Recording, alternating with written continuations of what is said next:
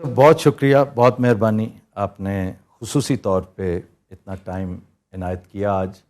تو I had to travel all the way from Lahore along with my team. اور یہ interview میں سمجھتا ہوں وہ جیسے کہتے ہیں نا there is a time for ایوری تھنگ. اللہ تعالیٰ کی ٹائم لائن پہ صحیح جگہ پہ، یعنی کل آپ ایک بڑے اہم مرحلے میں نیکسٹ فیز میں داخل ہو رہے ہیں. تو اس فیز کا آخری انٹرویو اللہ تعالیٰ نے یہ موقع مجھے عطا کیا. میرا آپ کے ساتھ تعلق، میری آپ کے لیے ریورنس، یہ کوئی ڈھکی چھپی بات نہیں ہے، لیکن آج میں یہاں پر آپ کے ایک ایڈمائرر اور دوست کی حیثیت سے نہیں آیا. I am here as a journalist. تو میں بالکل بے لاگ گفتگو کروں گا. آپ جس بات کا جواب نہ دینا چاہیں مجھے کہنے کی ضرورت نہیں ہے. You are at liberty. آپ کہیے کہ بھئی پاس، آپ اگلی بات کریں. پہلا سوال تھوڑا سا اس کو پریامبل سمجھیے، تھوڑی سی تفصیل اس میں ہوگی، اس کے بعد میرے جتنے کوسچنز ہیں کرسپی ہیں، rest assured. Do you play chess? No. شطرنج کی سمجھ بوجھ کچھ تھوڑی بہت ہے آپ، کیونکہ اسپورٹس مین تو ہیں آپ. سرسری ہے. سرسری، کیونکہ وہ گیم آف تھرونز کہی جاتی ہے. وہ گیم جو ہے نا وہ اقتدار کی جنگ ہے، اس میں جو کچھ ہوتا ہے.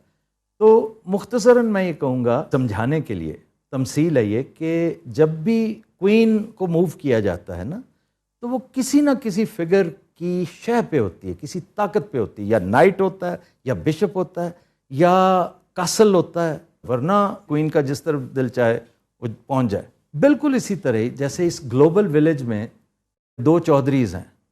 پہلے سوویت یونین تھا، امریکہ تھا، اب چائنا ہے along with رشیا اور دا سول سپر پاور امریکہ. گاؤں میں جب بھی کوئی جھگڑا لڑائی کسی نے کوئی چھوٹے ذمہ دار نے کو مول لینی ہو نا ایک چودھری کے ساتھ، تو دوسرے سے کوئی تھوڑی سی سپورٹ بھی لے لیتا ہے، تھوڑا سا اس کو کانفیڈنس میں بھی لے لیتا ہے. اور خاص طور پر جب دوسرے چودھری کو یہ پتہ ہو کہ بڑے چودھری کے تمام معاملات نہ صرف اس بیچارے چھوٹے ذمہ دار بلکہ میرے لیے بھی خطرے کا باعث بن سکتے ہیں. تو آپ نے اتنا بڑا نعرہ ایبسلیوٹلی ناٹ کا لگا دیا اس دوسرے چودھری کو جو آپ کے نیبرہڈ میں تھا، کانفیڈنس میں لیے بغیر. میں نے 20 سال سے یہ جو نعرے کی آپ ایبسلیوٹلی ناٹ کی بات کر رہے ہیں، 20 سال سے میں یہ کہہ رہا تھا کہ ہمیں امریکہ کی جنگ میں شامل نہیں ہونا چاہیے. ہماری جنگ نہیں ہے. 9/11 میں کوئی پاکستانی ملوث نہیں تھے. القاعدہ افغانستان میں تھی، تو پاکستان کا کیا لینا دینا تھا. اور میں نے یہ بھی کہا کہ ایک دفعہ آپ نے 80 کی دہائی میں یہ کہا جناب جہاد ہے فورن آکوپیشن کے خلاف، جب سوویٹس آئے ہوئے تھے افغانستان. اب آپ کہہ رہے ہیں کہ امریکی وہاں پہنچ گئے تو آپ کہہ رہے ہیں کہ دہشت گردی ہے. تو میں نے ان کو سمجھایا اور بولا بھی اپنی تقریروں میں، اسمبلی میں بھی میں نے بات کی کہ اگر آپ اس وقت امریکہ کی جنگ میں شامل ہوں گے تو وہ جو لوگ جن کو آپ نے تیار کیا ہوا تھا جہاد لڑنے کے لیے، ان کو آپ کیا کہیں گے کہ اب یہ دہشت گردی، وہ اگر وہ نہیں مانیں گے، اور انہوں نے نہیں مانی، اور ہوا کیا کہ وہ ہمارے خلاف ہو گئے. اور انہوں نے کہا کہ آپ امریکن کولیبریٹرز ہیں. آپ نے، انہوں نے سیدھا کہا کہ آپ نے دھوکہ دیا ہے، یعنی جہاد کے خلاف آپ چلے گئے. تو ہوا کیا، وہ بھی ہمارے خلاف ہو گئے جو گروپس تھے القاعدہ ٹائپ. ساتھ جو سارا قبائلی علاقے میں جدھر جنگ لڑی گئی تھی سوویٹس کے خلاف، جو ساری بارڈر پہ قبائلی علاقے سے ساری واردات ہوتی تھی نا افغانستان. جی وہ جو لوگ جنہوں نے جا کے قربانیاں دی تھیں، جو جہاد لڑی تھی ہماری طرف، جو پشتون تھے، وہ بھی ہمارے اگینسٹ ہو گئے. ان میں سے لوگ ہمارے اگینسٹ، انہوں نے اپنے آپ کو طالبان کہنا شروع کر دیا. تو پاکستان کا نہ لینا نہ دینا تھا. ہم نے 80,000 اپنے لوگوں کو قربان کر دیے کسی اور کے لیے. تو میں تب سے لگا ہوا کہنے کہ ہم ہمیشہ امن میں تو آپ کا ساتھ دیں گے، لیکن ہم آپ جنگ میں آپ کا ساتھ نہیں دیں گے. اب وہ جب انہوں نے اس سے میرے سے پوچھا کہ جی آپ کو اب بیسز دیں گے امریکہ کو، تو وہ تو میرا ایک 20 سال سے میرا بیانیہ تھا، میرا نظریہ ہے. میں سمجھتا ہوں کہ پاکستان کی ایک آزاد فورن پالیسی ہونی چاہیے. آزاد فورن پالیسی کا مطلب کہ ہماری فورن پالیسی وہ ہو جو ہمارے لوگوں کے مفادات کے لیے ہو. ہماری فورن پالیسی وہ نہ ہو جو اپنے لوگوں کو کسی اور کے لیے قربان کرو. تو میں تو، یہ تو میرا ایک نظریہ ہے. میں نے جب پالیٹکس شروع کی تھی 3 میرے نکات تھے: خودداری، عدل اور انصاف، اور فلاحی ریاست انسانیت. یہ 3 پہ میرا بیس ہے. وہ آج بھی میں وہاں کھڑا ہوں. وہ تو درست ہے. آپ نے ایک نعرہ بلند کیا، نعرہ مستانہ اسے کہنا چاہیے، لیکن آپ نے کسی کی شے بھی تو لینی تھی نا، کیونکہ آپ نے اپنے آپ کو ایکسپوز کر دیا. ہماری وہ پوزیشن ہرگز نہیں تھی. آپ کو پتہ ہے کنزر کو آپ میرے سے زیادہ جانتے ہیں، یہ مصدق کے معاملات سے بلکہ اس سے بہت پہلے لیٹن امریکہ میں جو شروع ہوا، بنانا ریپبلکس میں جو کچھ ہوا، اس سارے معاملے کو ذہن میں رکھتے ہوئے آپ تاریخ کے اسٹوڈنٹ ہیں، آپ کو ان دوستوں کے ساتھ کچھ تھوڑی بہت گفت و شنید کرنی چاہیے. ایک لوک وارم، مجھے اجازت دیجیے یہ کہنے کی، کیونکہ بہرحال میں آپ کا ووٹر بھی تھا اور مجھے محسوس یہ ہوا کہ یہ ایک طرح سے فیلئر ہے آپ کی فارن پالیسی کا، کہ آپ کے پرسنل ریلیشن شپ ایسے ہونے چاہیے تھے کہ چائنا کو احتجاج کرنا چاہیے تھا کہ اس میں وہ آپ کا جو ایک نیریٹو تھا کہ بھئی یہ اس میں رجیم چینج کے شواہد موجود ہیں، چائنا نے ایسا کچھ نہیں کیا. دوسرے تیسرے دن مبارکباد دی جا رہی ہے اور وہ سارا سلسلہ. اصل میں آفتاب دیکھیں، پہلے تو یہ کلیئر ہو جائے کہ اگر میں نے اپنے ملک کی خودداری یا ساورنٹی کے اوپر میں نے سودا کرنا تھا تو اس سے بہتر ہے کہ میں نہ ہی وزیر اعظم رہوں.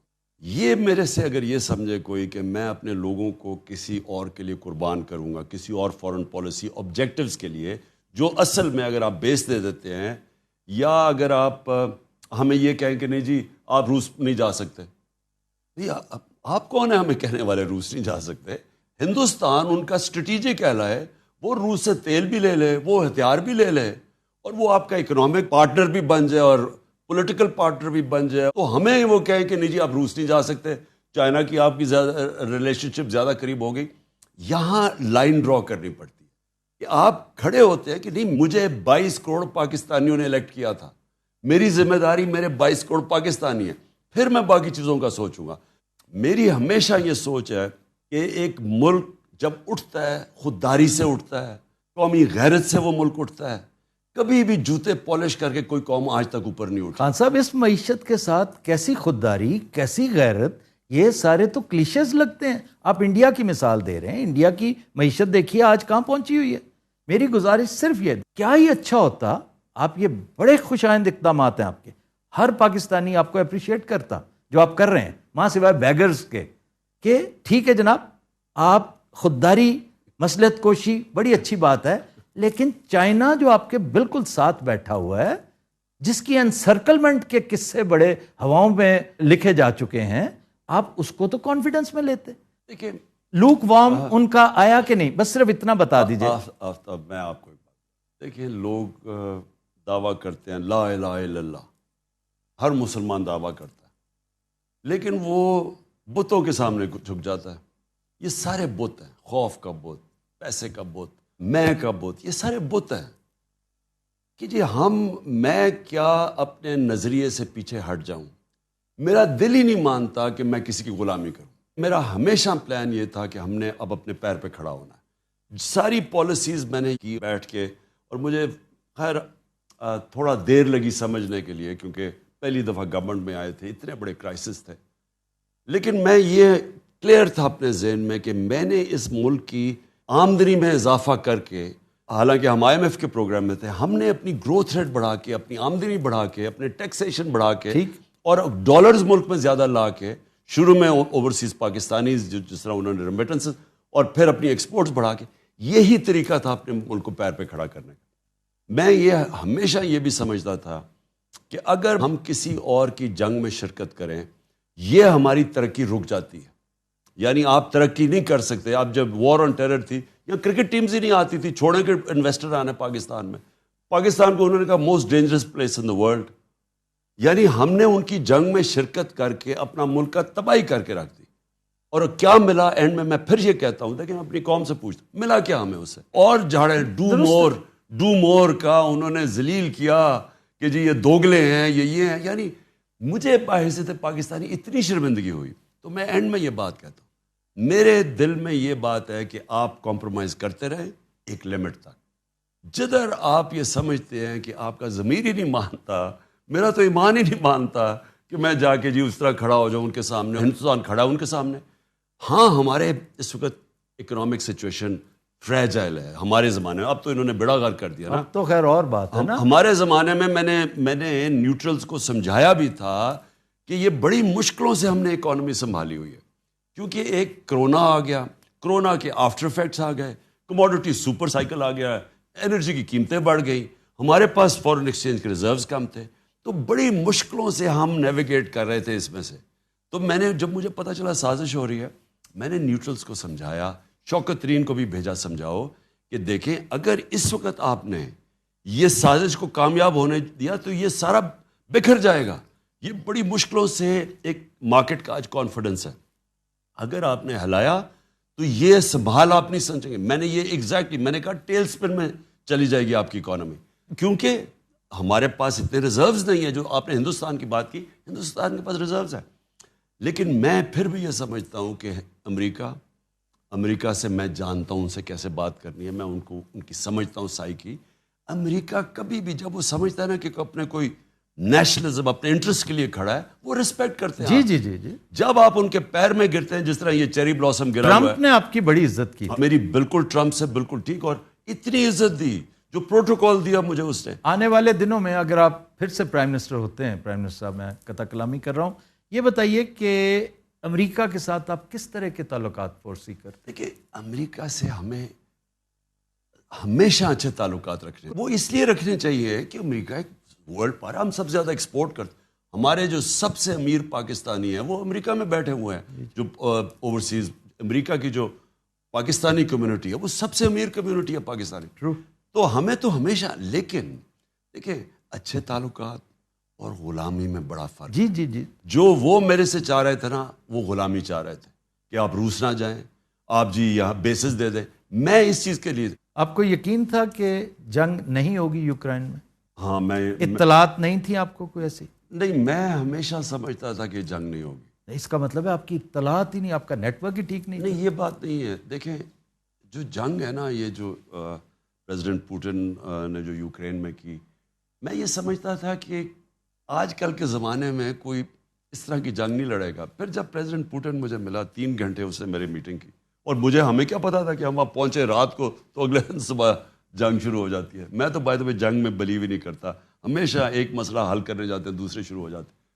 لیکن وہ اس نے پھر مجھے 1 گھنٹہ سمجھایا نقشے سامنے رکھ کے کہ کیوں اس نے یہ کیا. اس نے کہا میں بار بار ان کو بتاتا رہا کہ یہاں نہ آؤ, یہ ہمارے نیشنل انٹرسٹ ہے, کیا ضرورت ہے آپ کو نیٹو کو ہمارے بارڈر پہ آنے کی. اس کا یہ نیریٹو تھا, وہ مغرب کا دوسرا نیریٹو ہے. ٹھیک, ہمیں کیا ضرورت ہے ہم کسی کی سائیڈ لیں, آپ کے ہم کسی نیوٹرل رہیں. خیر خواہ نے نہیں بتایا کہ فی الحال نہ جائیں؟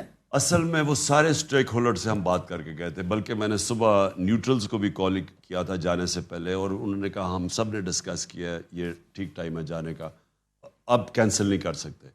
اور پھر وہ کیونکہ ہمیں روس کی ضرورت ہے, ہمیں ضرورت تھی تیل کی, ہمیں ضرورت تھی گندم ان سے خریدنی تھی, گیس ان سے لینی تھی, ضرورت تو ہمیں ان سے, فوج کو ان کی ملٹری ہارڈ ویئر لینا تھا, تو ضرورت تو ہمیں تھی. یہ شاہ محمود قریشی صاحب کو کوئی انویٹیشن آئی ہے چائنا سے؟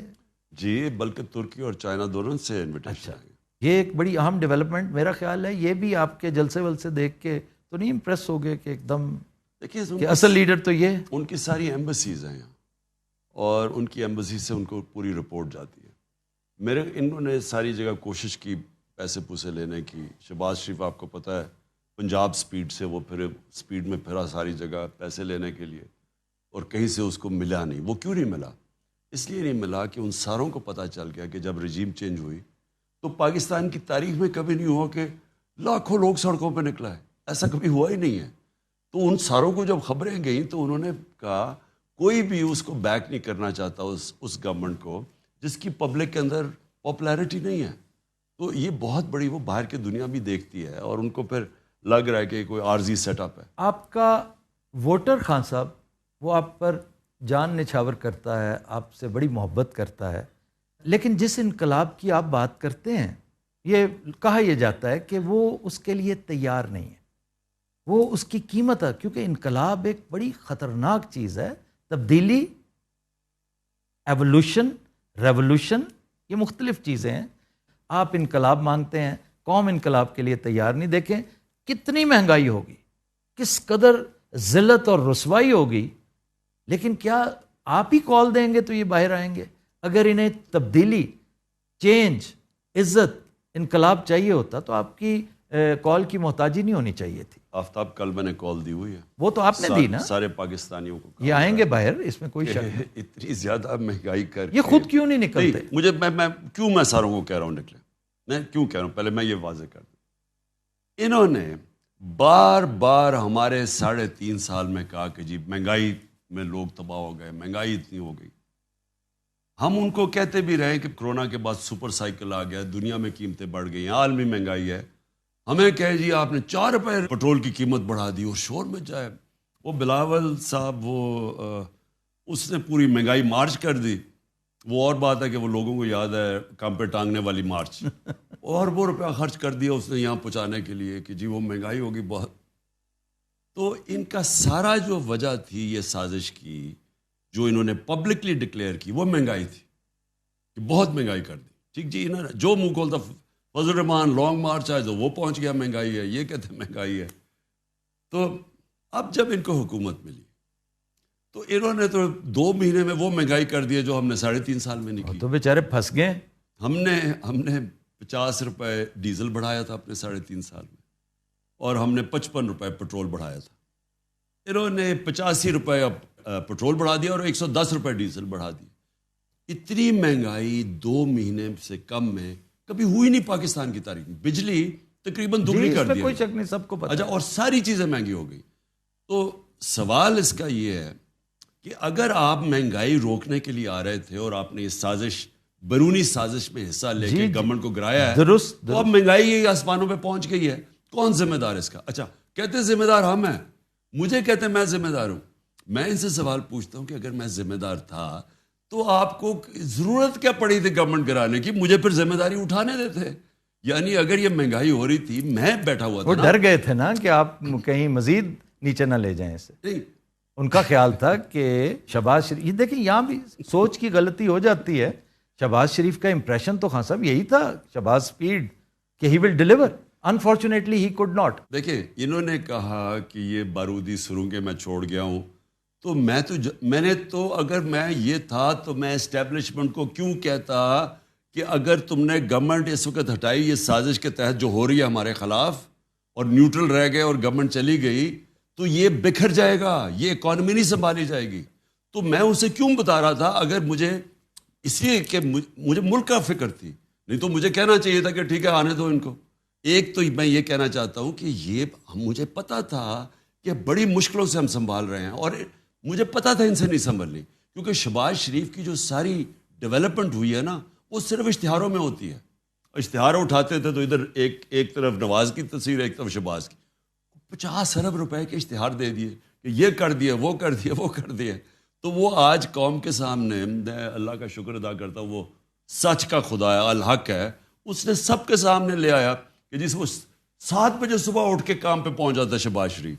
اب وہ 7 بجے اٹھ کے کام پہ پہنچنے سے اگر ملک ٹھیک ہو جاتا تو بسم اللہ, 7 بجے اٹھ جاتا. میرا مالی 6 بجے اٹھتا, صبح شروع ہو جاتا ہے کام کرنے. اگر یہی کرائیٹیرین ہے کہ اس نے ملک ٹھیک کرنا تھا, آج سارے اکنامک انڈیکیٹرز, آج پاکستان کی موڈیز نے ہمیں ڈاؤن گریڈ کر دیا نیگیٹو پہ.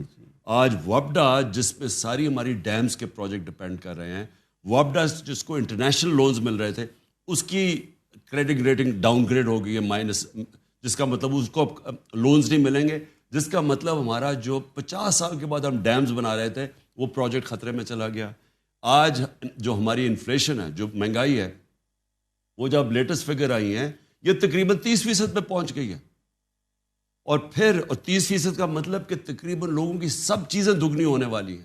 اور ابھی جو روپیہ گرا ہے, 30 روپے ڈالر مہنگا ہوا ہے, یعنی روپیہ 30 روپے ڈالر کے بنسبت گرا ہے. اس کا کیا مطلب ہے؟ اس کا مطلب ہے کہ ابھی مزید اور طوفان آنے والا ہے مہنگائی کا, کیونکہ جیسے جیسے یہ اس کا افیکٹ جائے گا ڈیویلیویشن کا, تو ساری چیزیں جو ہم باہر سے لیتے ہیں وہ اور مہنگی ہو جائیں گی. صاحب خرم دستگیر نے جو گفتگو کی ہے اس سے سرزد ہوگی, جو اس نے جو بادشاہی کی ہے اس حوالے سے. خرم دستگیر نے سچ بول دیا ہے, جو کہ میں پہلے دن سے سرزد ہوا ہے اس سے. جب میں گورنمنٹ میں آیا تھا, آپ میری پہلی تقریر سن رہے ہیں, جب انہوں نے مجھے بولنے نہیں دیا, اور مجھے پتا تھا بلیک میل کر رہے ہیں, اور میں نے پہلے دن کہا کہ جو مرضی کر لو میں تمہیں NRO نہیں دوں گا. پہلی میری تقریر تھی اسمبلی کے اندر, انہوں نے مجھے شور مچا دیا, بات نہیں کرنے دی, بلیک میل کر رہے تھے. نہیں, میں جب سے آیا ہوں ان کا صرف ایک کوشش تھی کہ کسی طرح NRO دے دو. مشرف نے ان کو NRO دیا اپنی کرسی بچانے کے لیے.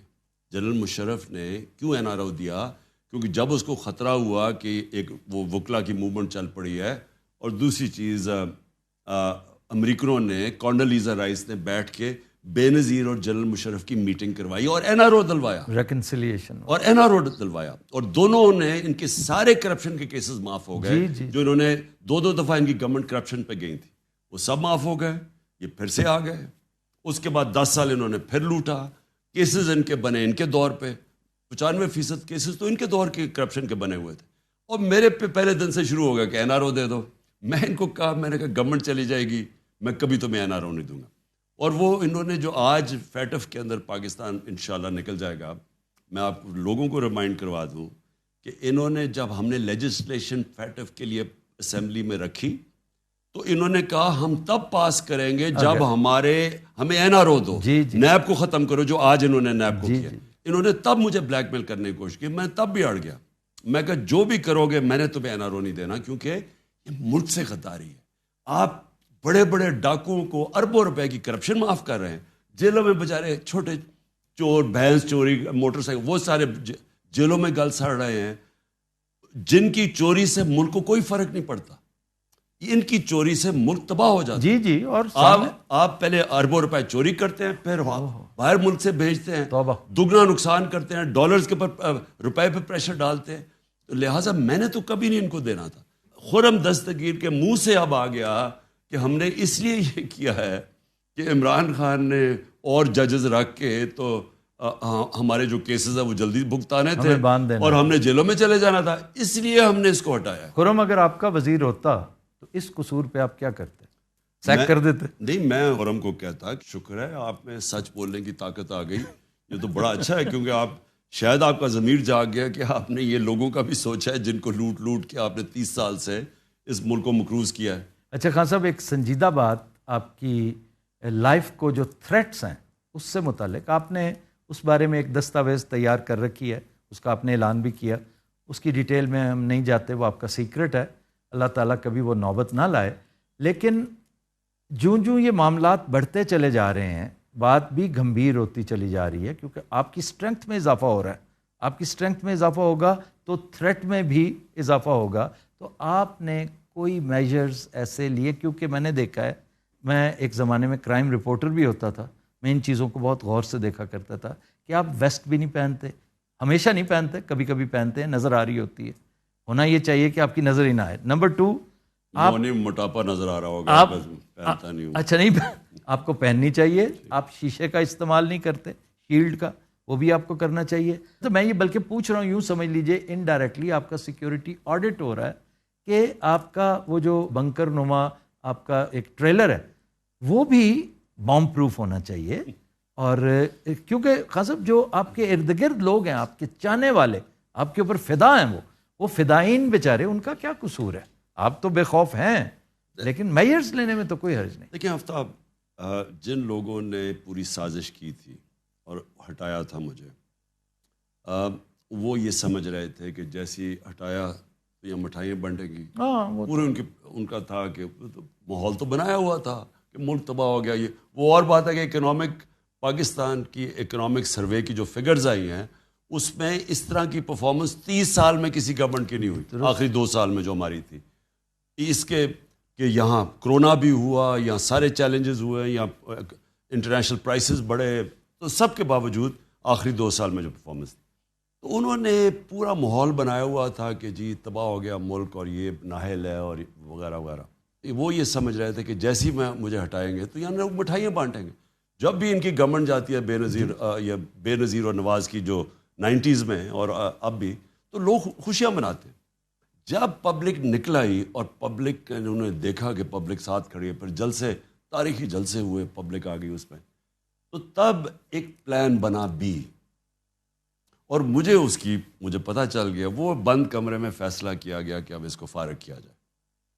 تو میں نے اس کے لیے صرف، کیونکہ آپ اس کو روک تو نہیں سکتے، لیکن کیونکہ مجھے پتہ چل گیا، میں نے ایک ویڈیو اس کی ریکارڈ کروائی ہے، میں نے وہ محفوظ جگہ پہ پہنچا دی، اور اس میں نے سارا بتایا کہ سازش میں کون کون ملوث ہے اور یہ کس کی سازش ہے، تاکہ میری قوم کم از کم ان سے جواب طلب کرے۔ دیکھیں، آپ اپنی سیکیورٹی ایک حد تک کر سکتے ہیں، اس کے بعد آپ کی کتنی آپ سیکیورٹی کر سکتے ہیں؟ بہت مشکل ہے. اور یا تو آپ پبلک میں نہ نکلیں.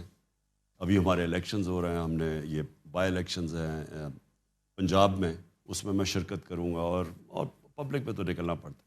ایک حد تک آپ پوری کوشش کرتے ہیں اپنے آپ کو سیکیور کرنے کی. اس کے بعد تو میرا پورا اللہ پہ ایمان ہے کہ وہ جو فیصلہ تو آخر میں اس کا ہے. درست. تو وہ جو ایمان اتنا مضبوط ہے کہ جب ٹائم آئے گا تو وہ جانے کے 100 طریقے اللہ کے پاس. بالکل درست ہے. وہ جس حد تک آپ خود کہہ رہے ہیں نا کہ ایک حد تک ہو سکتی ہے, اس حد تک تو آپ اڈاپٹ کریں. ابھی آپ کہہ رہے ہیں میں ویسٹ بھی نہیں پہنتا, وہ مہربانی کر لیا کریں. چلے ویسٹ پرانے زمانے کی چیزیں ہیں, ایسی چیزیں ہیں. وہ مجھے یاد ہے, وہ حریری جب لیبنان کا پرائم منسٹر تھا تو اس نے کوئی $60 ملین کی گاڑی منگوائی تھی, بوم پروف اور پتہ نہیں کیا. 60 ملین اسپیشلی بنی ہوئی تھی اس کی, بالکل اس کو سیکیور کرنے کے لیے. تو وہ جب وہ مرا تو وہ 13ویں فلور پہ ملی تھی گاڑی اس کی, وہ کسی اپارٹمنٹ بلڈنگ میں. تو وہ آپ روک نہیں سکتے. اچھا جی, ہر پارٹی میں, ہر ڈائنیسٹی میں ایک سکسیشن پلان ہوتا ہے. اب دیکھیں نواز شریف خود یہاں پہ نہیں ہیں, ان کی صاحبزادی سارے معاملات کو دیکھ رہی ہیں سیاست کے حوالے سے. شہباز شریف کی ایک پوری ہے ترتیب. اسی طرح زرداری صاحب کا معاملہ ہے. آپ نے اپنے جانشین مقرر کیے ہیں یا وہ بھی کسی ٹیپ پہ ہیں یا کسی دستاویز میں ہیں؟ کیونکہ آپ کی ڈائنیسٹی تو ہے کوئی نہیں, نہ آپ اس پہ یقین رکھتے ہیں, تو پھر کچھ نہ کچھ تو ہوگا نا, ایک پلان. آفتاب دیکھیں, اس ملک کی جو جمہوریت کیوں نہیں بنی, کیوں نہیں چلی جمہوریت؟ یہ جمہوری پارٹیز 60 سال, پچھلے 62 سال میں آدھا فوجیوں نے حکومت کی ہے, آدھا ان دو خاندان نے کی ہے. تو کیوں نہیں ہماری جمہوریت کیوں نہیں آگے بڑھی؟ جمہوریت کا, ڈیموکریسی کا مطلب ہی میرٹوکریسی ہے. جمہوریت اور بادشاہت میں فرق یہ ہے کہ جمہوریت کے اندر جو اوپر لیڈرشپ آتی ہے وہ میرٹ پہ آتی ہے, بادشاہت میں خون کے اوپر آتی ہے. اس لیے بادشاہت پیچھے رہ گئی, جمہوریت آگے نکل گئی. اب یہاں کیا ہوا ہے, یہاں یہ 2 خاندانوں نے پکڑ لیا ہے, پچھلے 30 سال سے بیٹھے ہوئے اوپر. اب یہ کرتے کیا ہیں, انہوں نے اپنے بچے تیار کر دیے. ٹھیک. ان بچوں کی اہلیت ہے یا نہیں ہے؟ پہلے تو ان کی اہلیت نہیں تھی, ان کو بھی نواز شریف کو لے کے آیا وہ جنرل جیلانی, وہ اس کو لے کے آیا. کوئی اہلیت تو تھی نہیں اس کی, اس لیے ابھی تک بھی لیڈر نہیں بنا, ابھی بھی پرچیاں پکڑی ہوئی ہوتی ہیں. اور جو دوسرا ہے وہ ذوالفقار علی بھٹو کی فیملی ہے. اب ان کی کتنی اہلیت ہے؟ اوپر سے زرداری نے ہائی جیک کر دیا, اس نے اپنے بیٹے کو بنا دیا. تو ان کی کیا اہلیت ہے؟ مثلاً کیا مقابلہ کر سکتی تھی؟ مثلاً مریم کا میں کہوں کہ کیا وہ مقابلہ کر سکتی ہے چودھری نثار کا, جیسا 30 سال کی اس کی سروس تھی؟ کیا اعتزاز احسن کا مقابلہ کر سکتا ہے بلاول, جو کہ بڑا منجے ہوئے؟ یعنی میرٹ پہ تو ان کو آنا چاہیے تھا. تو انہوں نے اپنے خاندانوں کو کر کے ان کی پارٹیز ختم کر دی ہیں.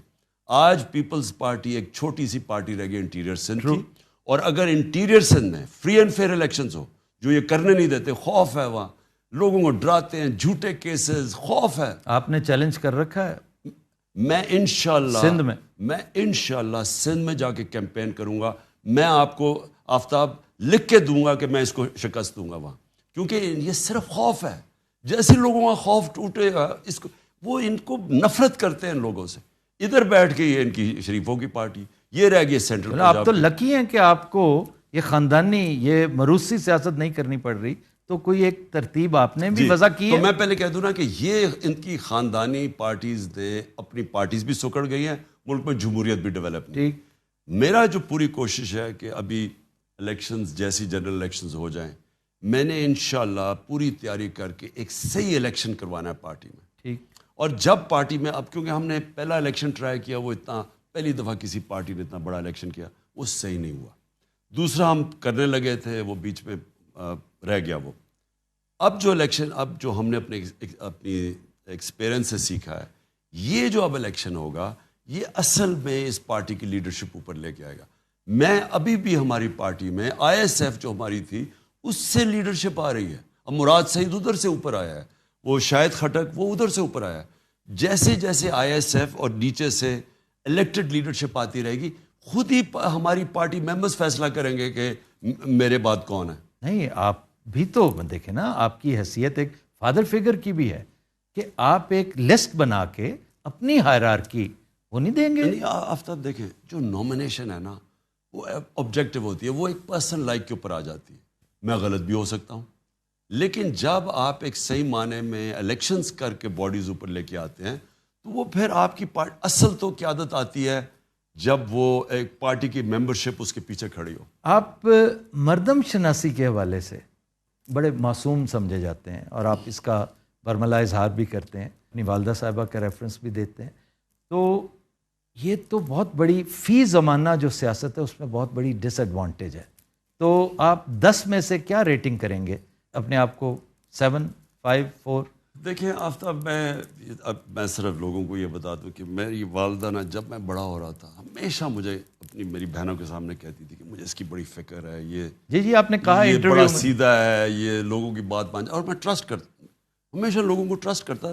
اگر مجھے کوئی چیز کہتا تھا کوئی, تو یا تو خیر واضح ہو جائے نا کہ یہ دو نمبر ہے, لیکن عموماً میں ٹرسٹ کرتا ہوں کہ ہاں ٹھیک ہے, یہ جو کہہ رہا ہے وہ سچ ہی ہوگا. اور یہ میں اپنی والدہ کو بھی کہتا رہتا جب تک وہ زندہ تھی. میں نے کہا مجھے کیا فرق پڑتا ہے, میں کرکٹ کھیلتا تھا, کوئی اگر کسی نے دھوکہ بھی دے دیا کچھ تو مجھے کیا فرق پڑتا.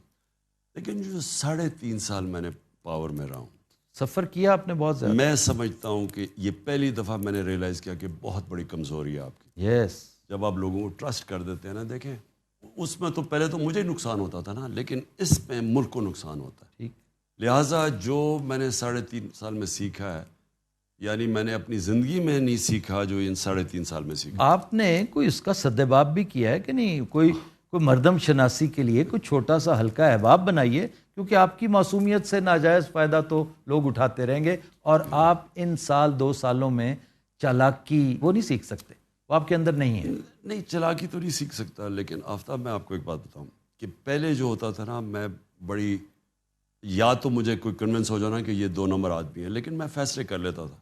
اب میں نے ایک سسٹم اپنے ذہن میں بنایا ہوا ہے کہ میں نے جب تک مجھے ویریفیکیشن, ایک انگریزی کا ورڈ ہے ڈیو ڈیلیجنس, جب تک وہ میں نہیں کروں گا میں اب فیصلہ نہیں کرتا. یہ آپ نے شوکت ترین سے لیا ہوگا, کیونکہ بینکرز ڈیو ڈیلیجنس ضرور کرتے ہیں. جو پوزیشن جب آپ پرائم منسٹر یا منسٹر بن جاتے ہیں تو آپ کو ضرور کرنی چاہیے, کیونکہ نقصان آپ کو نہیں ہوتا, آپ اپنے ادارے اپنے ملک کو نقصان پہنچاتے ہیں.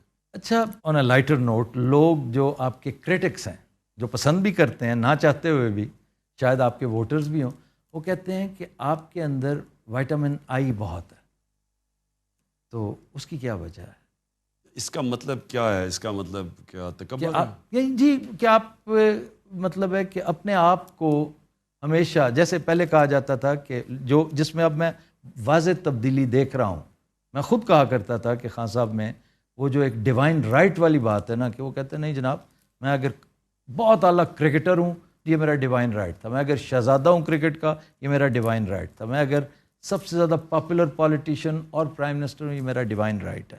تو اس لیے آپ کے بارے میں لوگ کہتے ہیں کہ آپ آئی ایم دا ون, آئی, تو وہ زیادہ آپ کے ہاں. آفتاب میں آپ کو بتاؤں, یہ آئی کس میں آتا ہے؟ یہ ایکچولی ڈیوائن رائٹ والوں پہ آتا ہے, کہ جو سمجھتے ہیں کہ میں جی کیونکہ میں نواز شریف کی بیٹی ہوں تو میرا ڈیوائن رائٹ ہے, اور میں اپنے آپ کو سمجھتی ہوں کہ مجھے کسی کی ضرورت ہے مجھے پوچھنے کے لیے کہ پیسے کدھر سے آئے, کیونکہ میرا تو ڈیوائن رائٹ ہے. یا وہ بلاول, اس نے کہا کہ اگر نیب نے کسی چیز پہ بلایا, کہتا کہ اگر مجھے نیب بلائے گی تو میں یہ کر دوں گا. یہ ڈیوائن رائٹ ہے. جو آدمی اپنے پیر پہ اسٹرگل کر کے پہنچتا ہے وہ کبھی یہ نہیں کہتا ڈیوائن رائٹ ہے. جو بھی اسٹرگل کر کے, مثلا آپ نے اگر ملک میں اپنے ملک کے ٹاپ کھلاڑی یا ٹاپ 11 کھلاڑیوں میں آنا ہے تو اس کا ایک بڑا لمبا پروسیس ہے اسٹرگل کرنے کا. اس میں ماریں کھاتے ہیں, گرتے ہیں, چڑھتے ہیں. وہ جب ادھر آپ پہنچتے ہیں پھر وہ اپنے آپ کو وہاں رکھنا وہ سارا اسٹرگل ہے. پھر ایک ہاسپٹل یا شروع کیا کینسر ہاسپٹل, اور اب نمل یونیورسٹی, القادر یونیورسٹی ہے, یعنی 2 یونیورسٹیز شروع, اب دوسری شروع ہے. یہ ایک بہت بڑی اسٹرگل ہے. اور پھر پولیٹکس کے اندر 2 پارٹی سسٹم میں 0 سے شروع کر کے 14 سال مذاق اڑنا پولیٹکس میں ہے, وہ ایک بہت بڑی اسٹرگل ہے. تو جو اسٹرگل کرتا ہے نا وہ کبھی ڈیوائن رائٹ نہیں سمجھتا, کیونکہ آپ کی اونچ نیچ ہوتی ہے نا. اسٹرگل آپ جب کرتے ہیں تو وہ ایسے نہیں, آپ اوپر, آپ کبھی گرتے ہیں پھر اوپر جاتے ہیں پھر گرتے ہیں. تو جو نیچ ہوتی ہے نا جب آپ گرتے ہیں وہ آپ کو ایک بڑا زبردست ایجوکیشن دیتی. اصل زندگی میں نے جب سیکھا ہے مشکل وقت نے سکھایا, جب آپ برا وقت ہو. تو اگر میں آپ مجھے یہ کہنا کہ آئی ہوتا نہیں ہے, اور پھر ایک اور اس کے اوپر چلے جائے, تکبر جو ہوتا ہے, تکبر اصل میں آیا ہوتا ہے تکبر کہ میں کچھ ہوں. تکبر وہ آدمی جس میں اللہ میں ایمان ہوتا ہے نا, اس میں تکبر آ ہی نہیں سکتا. کیونکہ وہ یہ جب آپ کہتے ہیں نا میں نے یہ کیا, اس کا مطلب آپ نے اللہ کا جو رائٹ ہے وہ ڈینائی کر دیا. میں نے جتنی زندگی میں مارے کھائی ہیں, کسی نے, میں آپ کو یقین دلاتا ہوں, کسی نے اتنی دفعہ گرا نہیں ہے جتنا میں گرا ہوں. اونچ سے نیچے آتا تھا پھر وہ کھڑا ہوتا. تو اس میں جو سب سے بڑا سبق میں نے سیکھا کہ کوشش انسان کی, کامیابی اللہ دیتا ہے. آپ جو مرضی کر لیں, آپ محنت جتنی مرضی کر لیں, جب تک اوپر والے کا حکم نہیں آپ کامیاب نہیں ہوتے. تھوڑا سا اسٹریٹجک کوشچن, جتنی پاپولیرٹی اللہ تعالیٰ نے آپ کو عطا کی ہے, جس طرح نظر آ رہا ہے, میں نے اپنی آنکھوں سے, میں نے ذوالفقار علی بھٹو کی پوری مہم دیکھی ہوئی ہے. میں بہت چھوٹا تھا لیکن میرے والد جو کہ پیپلز پارٹی کے فاؤنڈنگ ممبرز میں سے ایک تھے, تو ہم نے غور سے دیکھا ہے یہ اس کو ایک طرح سے سرپاس کر گئی ہے آپ کی پاپولیرٹی. اور جو لوگوں کا بھی بیانیہ ہے نا کہ آپ کے ساتھ زیادتی ہوئی ہے, کچھ لوگ ایسے ہی خام خواہ آ کے کھڑے ہو گئے ہیں آپ کے ساتھ, تو آپ کو اتنا زیادہ تشکر اور سرشاری کی کیفیت جو اللہ تعالیٰ نے آپ کو عطا کر رکھی ہے, اس کے بعد میٹر کرتا ہے کہ آرمی چیف کوئی بھی ہو, جو مرضی آ جائے. آپ یقین کریں میرے کبھی ذہن میں بھی آرمی چیف نہیں آیا. میں نے تو کبھی سوچا ہی نہیں آرمی چیف کا. اب تو اکا ہی نہیں آنا چاہیے کوئی بھی ہو. میں تو بات کر رہا ہوں جب میں پرائم منسٹر تھا, میں نے تو کبھی سوچا یہ سارا یہ جو وہ دستگیر وہ ہو جی نومبر میں آرمی چیف بٹھانا تھا, یہ وہ لوگ کرتے ہیں جو کنٹرول کرنا چاہتے ہیں, جو اداروں کو کنٹرول کرتے ہیں, جو فوج کو کنٹرول کرتے ہیں. جنرل فیض کو بہت ایسوسیٹ آپ کے ساتھ کیا جاتا تھا, وہ آپ کے ساتھ کوئی ضرورت سے زیادہ پیار محبت کا اظہار کرتے رہے, بعض لوگوں کو بدہضمی ہوتی تھی. آفتاب یہ فیکچولی غلط ہے. جنرل فیض تھا I S I chief. I S I chief کو ہوتا ہے پرائم منسٹر سے ڈائریکٹ ریلیشن شپ اس کی. میں تو اور کسی فوجی کو جانتا ہی نہیں تھا, میں تو کسی اور جنرل کو نہیں جانتا تھا, میری تو ان سے انٹریکشن کسی سے نہیں ہے. بلکہ میرا تو یہ تھا کہ جنرل باجوہ کو میں نے کہا تھا کہ آپ مجھے ریکمینڈ کریں کیونکہ آپ کی فوج ہے, آپ جانتے ہیں. یہ جو خوف تھا مخالفین کو کہ جناب میں کوئی سفارش کر کے کوئی لاؤں, کیونکہ مجھے کوئی ڈر ہے کہ جی اگر آرمی چیف میرا نہ ہوا تو پتہ نہیں ملک کی چلے. یہ نواز شریف ٹائپ لوگوں کو فکر ہوتی ہے, انہوں نے کرپشن کی ہوتی ہے, ان کو ڈر سارا وقت ہوتا ہے کہ ان کے پیسے نہ پکڑے جائیں, ان کو ایک آرمی چیف چاہیے جو ان کی سارا وقت ساتھ کھڑا ہو, بلکہ وہ چاہتے ہیں جو فوج ہے وہ پنجاب پولیس بن جائے. میرا کبھی یہ ایشو نہیں, نہ میں نے کبھی جوڈیشری میں انٹرفیئر کیا, نہ میں نے کبھی کسی سے پولیس سے کوئی انتقامی کارروائی کروائی, نہ میں نے نیب میں انٹرفیئر کیا, نہ میں نے کوشش کی کہ کوئی بھی ایف آئی اے کے ذریعے جھوٹا کیس نہ ہو, صرف جو کہ کرپشن کے کیسز تھے بڑے بڑے ان کے اوپر. یہ جو کام ہے نا آپ جو پولیس کو غلط استعمال کر رہے ہیں, میرے اوپر کوئی 9 ایف آئی آرز ہیں, ہمارے لوگوں پہ ایف آئی آر, سندھ کے اندر جو ان کے خلاف کھڑا ہوتا ہے ایف آئی آر, میڈیا کے اوپر جو زور ہے, جو ٹک ٹاکرز کو ٹیلی فون کر کے دھمکیاں, جو سوشل میڈیا کے لوگوں کو دھمکیاں, یعنی جو ایف آئی اے سے جو جس طرح کا زور آ رہا ہے میڈیا کے اوپر, اینکرز کے اوپر, ہم نے تو یہ کبھی بھی نہیں کیا. یہ وہ لوگ کرتے ہیں جو پاور صرف لیتے ہیں ذاتی مقاصد کے لیے. ہم چاہتے ہیں کہ ملکی ادارے تکڑے ہوں, تو یہ میرے کبھی ذہن میں بھی نہیں آیا آرمی چیف کا. میری جہاں تک تھوڑی بہت آبزرویشن تھی, آئی ایس آئی چیف کی تبدیلی سے پہلے تک میں نے باجوہ صاحب کو آپ کے لیے ہمیشہ کلمہ خیر کہتے ہی سنا, بڑی محبت کا اظہار کرتے دیکھا ہے. ان کی گفتگو میں, ان کے باڈی لینگویج میں کہیں کوئی انوائنس, گو کہ پنجاب میں جو کچھ چل رہا تھا, پنجاب کے معاملات خان صاحب تھے ایسے کہ ہوتا ہے ہر ایک کی پوری جو ہے نا سلطنت کے اندر ویک پوائنٹس ہوتے ہیں. اکبر کے بھی تھے, الیگزینڈر کے بھی تھے, پنجاب آپ کا بہت بڑا ویک پوائنٹ تھا. تو یہ یکایک آئی ایس آئی چیف کی تبدیلی نے پانسا پلٹ دیا تعلقات میں. نہیں ایکچولی مجھے کبھی سمجھ نہیں آئی کہ یہ ایشوز بنے کیا. یہ میں بعد میں سنتا ہوں کہ جی آپ کہہ دیتے جی ٹھیک ہے جس کو مرضی لیں, نو پرابلم. میں نے ہمیشہ یہ کہا, میں نے تو کبھی بھی یہ نہیں کہا کہ نہیں جی, میں نے صرف یہ کہا کہ جو سردیاں ہیں میں تو پبلکلی کہہ بیٹھا تھا کہ سردیاں ہمارے ساتھ سب سے مشکل ہے. ایک ہی سازش کر رہے تھے, یہ ہمیں پتہ چل گیا تھا, یہ سارے جو کرپٹ لوگ ہیں ٹولہ یہ سازش کر رہے تھے, یہی این آر او کا چکر تھا سارا.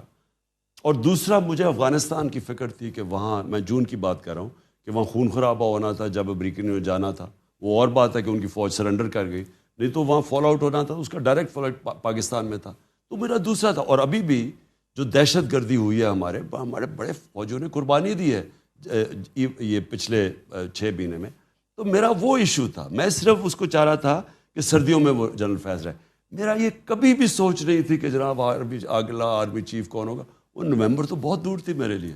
خان صاحب آخری بات، یہ سوال بھی ہے اور ایک طرح سے پیغام بھی. میں چاہوں گا کہ آپ ہمیں انکریج کرنے کے لیے بتائیں کہ یہ جو زبوں حالی ہے، یہ جو بدحالی ہے، معیشت جس طرح زمین دوز ہو چکی ہے، نوز ڈائیو کر چکی ہے، کل کلاں آپ پھر سے پرائم منسٹر بنتے ہیں تو آپ سمجھتے ہیں کہ آپ اس کو ہینڈل کر لیں گے؟ پہلے تو آفتاب ان کا یہ جب 97 سے 99 تک آئے تھے نون لیگ، آپ ذرا پوچھیں کہ ان کی کیا چھوڑ کے گئے تھے.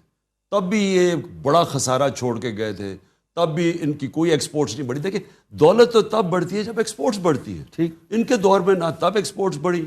اس باری جو 5 سال گزرے تب نہ ایکسپورٹس بڑھی. اور آپ نے ایکسپورٹس واقعی بہت اوپر لے گئے. سو ان کا ہمیشہ دور آتا ہے یہ مال خود بناتے ہیں، ہر چیز غلط لوگوں کو اپوائنٹ کرتے ہیں، سارے ادارے تباہ کرتے ہیں. یہ نا ہمیشہ مخالفین کے خلاف FIRs اور خوف کے ذریعے یہ حکومت کرتے ہیں. ان کے اندر نہ کوئی ڈیموکریسی ہے.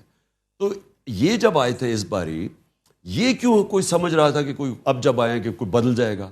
ان کی کوئی اہلیت نہیں ہے، نہ انہوں نے آج تک کبھی کیا ہے. ان کے ماضی اٹھا کے دیکھ لیں.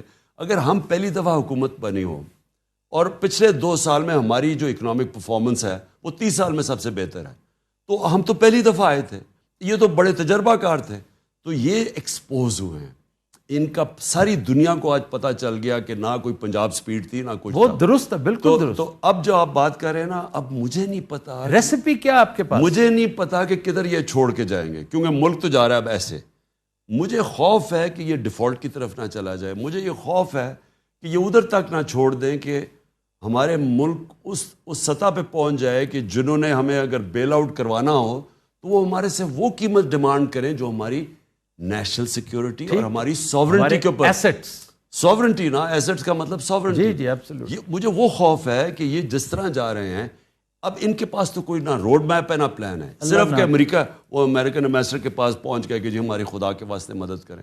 آپ آج اگر کال دیں، مطلب آپ کو اللہ وہ پوزیشن دے، آپ اس جھنڈے کے سامنے بیٹھے ہوں، آپ کی کال پہ آپ سمجھتے ہیں کہ آپ اگر ایک دفعہ کہیں کہ 60% ریڈکشن ہر انڈیویجول اپنی کنزمپشنز میں، چائے ہو، ایڈیبل آئل ہو، فاسل فیول ہو، الیکٹریسٹی ہو اور نیشنل سیونگز، تو کیا آپ سمجھتے ہیں کہ اس کو رسپونڈ کریں گے؟ یہ دیکھیں آفتاب، میں یہ سمجھتا ہوں کہ یہ جو جب سے 2 مہینے پہلے جب مجھے گورنمنٹ سے نکالا، تو میں یہ سمجھتا ہوں کہ ان 2 مہینے میں جو میں نے دیکھا ہے، پہلی دفعہ میں نے دیکھا کہ پاکستان ایک قوم بننے جا رہی.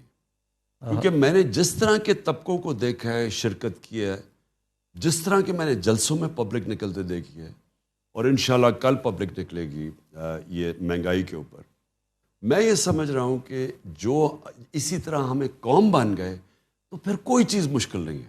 جب آپ قوم بن جاتے ہیں نا، تو جرمنی اور جاپان تباہ ہوئے ملک، ایک بلڈنگ نہیں کھڑی تھی اور وہ 10 سال پہ پھر کھڑے ہو گئے. قوم تو بنا دی آپ نے. نہیں، وہ قوم وہ ہوتا تب ہے جب آپ قوم بن جاتے ہیں. اور مجھے لگ رہا ہے کہ اللہ کا خاص کوئی کرم ہوا ہے اس مشکل وقت میں کہ ہم ایک وہ قوم بننے جا رہے ہیں جو پھر آخر میں یہی جو آپ نے باتیں کی، ہم سب سے پہلے تو بیرون ملک پاکستانی، ان کو جب ہم کہیں گے کہ آپ اپنا پیسہ پاکستان میں رکھیں، اصل مسئلہ تو ڈالرز کا ہے نا، وہ اگر ہمارے ان کو ہم اٹریکٹ کریں، اور وہ سب سے زیادہ محب وطن پاکستانی ہیں، وہ اگر یہاں اپنے ڈالرز لے آئیں ایک عرصے تک، جب تک ہم اپنے پیر پہ کھڑے ہو جائیں، اور پھر ہم ساری چیزیں کہہ سکتے ہیں کہ آج مجھے تو پانی کا بھی مشکل لگ رہا ہے، پانی کی بھی ہم کیسے کنزرو کریں، ہم اپنی بجلی کنزرو کریں. ہم اگر ہمارے پاس مشکل وقت ہے تو ہم اپنا پٹرول اور ڈیزل کنزرو کریں. یعنی یہ قوم کر سکتی ہے. خان صاحب بہت شکریہ، بڑی مہربانی، بہت دلچسپ، بڑی مزیدار گفتگو تھی. آپ نے اتنا قیمتی وقت نکالا، اور مجھے یقین ہے کہ ہمارے ویور